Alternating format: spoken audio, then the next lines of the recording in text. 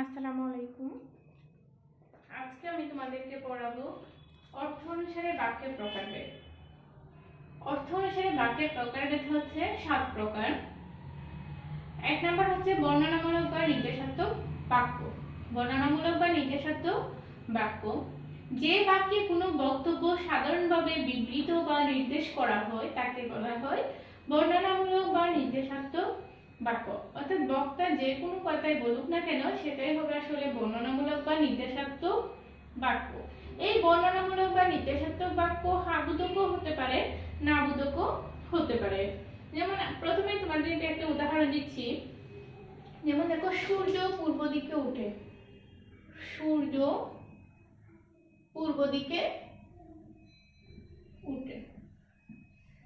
সূর্য পূর্ব দিকে উঠে। সে রোজ এখানে আসে।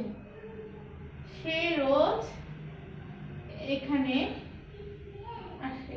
সচরাচর আমরা যে কথাগুলো বলি সেগুলাই হচ্ছে বর্ণনামূলক বা নির্দেশাত্মক বাক্য। এই বর্ণনামূলক বা নির্দেশাত্মক বাক্য হাবোধক হতে পারে, আবার নাবোধকও হতে পারে। যেমন দেখো, হাবোধক বাক্য, তাসলিমা পরীক্ষায় প্রথম হয়েছে। এটা হচ্ছে হাবোধক বাক্য। নাবোধকের মধ্যে দেখো, মিথ্যাবাদীকে কেউ বিশ্বাস করে না। মিথ্যাবাদীকে কেউ বিশ্বাস করে না। এক কথায় বক্তা যাই বলুক না কেন সেটা হাবোধক বা সেটা নাবোধক, সেটাই হবে তোমার বর্ণনামূলক বা নির্দেশাত্মক বাক্য। এরপর আসো প্রশ্নবোধক।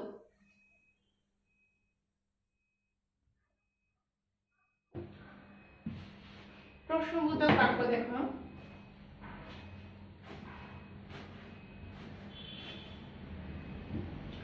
প্রশ্নবোধক যে বাক্যে কোনো কিছু জিজ্ঞাসা বা প্রশ্নসূচক অর্থ প্রকাশ পায়। অর্থাৎ যে বাক্য দ্বারা কোনো কিছু জিজ্ঞাসা করা হয় বা প্রশ্নসূচক অর্থ প্রকাশ পায় তাকে প্রশ্নবোধক বা জিজ্ঞাসা সূচক বাক্য বলে। যেমন এক কথায়, তোমার নাম কি? তোমার নাম কি? তোমার নাম কি? তাহলে সেটা কি করা হচ্ছে? প্রশ্ন করা হচ্ছে। প্রশ্ন করলে, যেমন ট্রেন কি ছেড়েছে? ট্রেন কি ছেড়েছে? প্রশ্ন করা হয়েছে। অর্থাৎ যে বাক্য দ্বারা প্রশ্ন বোঝাবে সেটাকে বলা হয় প্রশ্নসূচক বা জিজ্ঞাসা সূচক বাক্য। এরপর 3 নাম্বার দেখো, অনুজ্ঞা বা আদেশ সূচক বাক্য। যে বাক্যে আদেশ, উপদেশ, অনুরোধ, নিষেধ ইত্যাদি প্রকাশ পায় তাকে বলা হয় অনুজ্ঞা বা আদেশ সূচক বাক্য। যেমন দেখো, সদা সত্য কথা বলবে। সদা সত্য কথা বলবে। তারপর দেখো, আপনি অনুগ্রহ করে সব খুলে বলুন। আপনি অনুগ্রহ করে সব খুলে বলুন। তারপর যেমন, কখনো মিথ্যা বলো না। কখনো মিথ্যা বলো না। যেমন, কাছে এসো।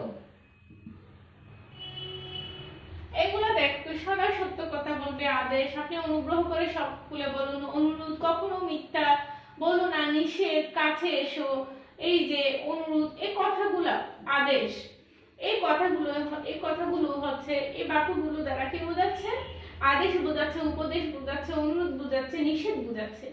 যখন বাক্যের মধ্যে আদেশ, বাক্য দ্বারা আদেশ, উপদেশ, অনুরোধ, নিষেধ বোঝাবে তখন তাকে বলা হবে অনুজ্ঞা সূচক বা আদেশ সূচক বাক্য। অনুজ্ঞা সূচক বা আদেশ সূচক বাক্য। 5 নাম্বার দেখো, প্রার্থনা সূচক বা ইচ্ছে সূচক বাক্য। প্রার্থনা সূচক বা ইচ্ছা সূচক বাক্য যে বাক্যে বক্তার ইচ্ছা বা প্রার্থনা প্রকাশ পায়। ইচ্ছা প্রকাশ করতে পারে, প্রার্থনা প্রকাশ পেতে পারে, তাকে বলা হচ্ছে প্রার্থনা সূচক বা ইচ্ছা সূচক বাক্য। যেমন দেখো, তুমি যেন সফল হতে পারো, তুমি যেন সফল হতে পারো। তারপর দেখো, যেমন সবার মঙ্গল হোক, সবার মঙ্গল হোক। আরো আছে, যেমন যদি প্রথম হতে পারতাম, যদি প্রথম হতে পারতাম। তুমি যেন সফল হতে পারো, সবার মঙ্গল হোক, যদি প্রথম হতে পারতাম। প্রার্থনা বোঝাচ্ছে, হয় ইচ্ছে বোঝাচ্ছে, হয় প্রার্থনা বোঝাবে, না হয় ইচ্ছা বোঝাবে। সেই বাক্যগুলোকে বলা হয় প্রার্থনা সূচক বা ইচ্ছে সূচক বাক্য।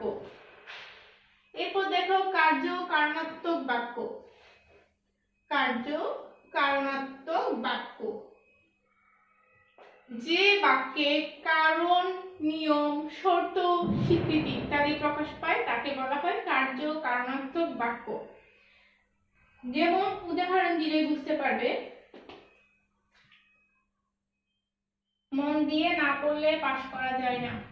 মন দিয়ে না পড়লে পাস করা যায় না। তারপর দেখো, যেমন বৃষ্টি না হলে ফসল পুড়ে যাবে।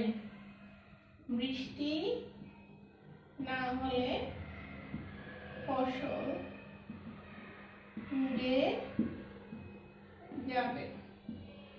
বৃষ্টি না হলে ফসল পুড়ে যাবে।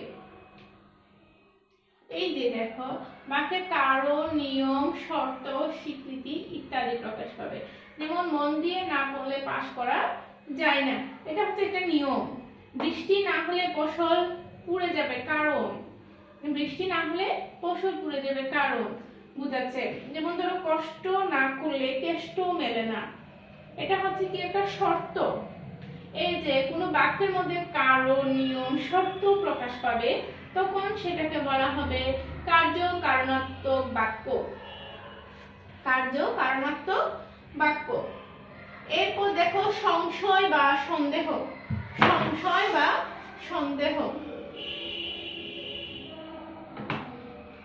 যেমন দেখো, যে বাক্যের মধ্যে সংশয় বা অর্থাৎ বক্তা যখন কোনো কথা বলবে বা বাক্য বলবে, অর্থাৎ যে বাক্যে বক্তার মনে সংশয় বা সন্দেহ প্রকাশ পায়। যেমন বুধয় তিনি কাল আসবেন। বুধয় তিনি কাল আসবেন, অর্থাৎ নাও আসতে পারে, একটা সন্দেহ থেকে গেছে, সংশয় থেকে গেছে। যেমন হয়তো সে চাকরিটা পাবে। হয়তো সে চাকরিটা পাবে। চাকরিটা পাবে, হয়তো নাও পেতে পারে, একটা সংশয় বা সন্দেহ আছে। যেমন আজ বোধহয় বৃষ্টি হবে। আজ বোধহয় বৃষ্টি হবে।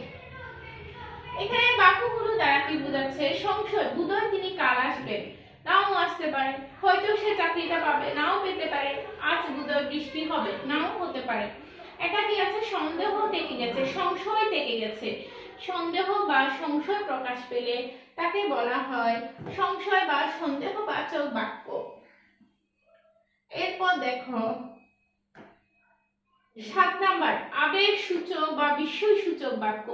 যে বাক্যে বিস্ময়, আনন্দ, শোক, ঘৃণা, ক্রোধ, ভয় ইত্যাদি প্রকাশ পায় তাকে বিস্ময় সূচক বা আবেগ সূচক বাক্য বলা হয়। যেমন দেখো, কি সাংঘাতিক লোক। কি সাংঘাতিক লোক। তারপর আসতে পারে যেমন, বাহ কি সুন্দর পাহাড়। কি সুন্দর পাহাড়।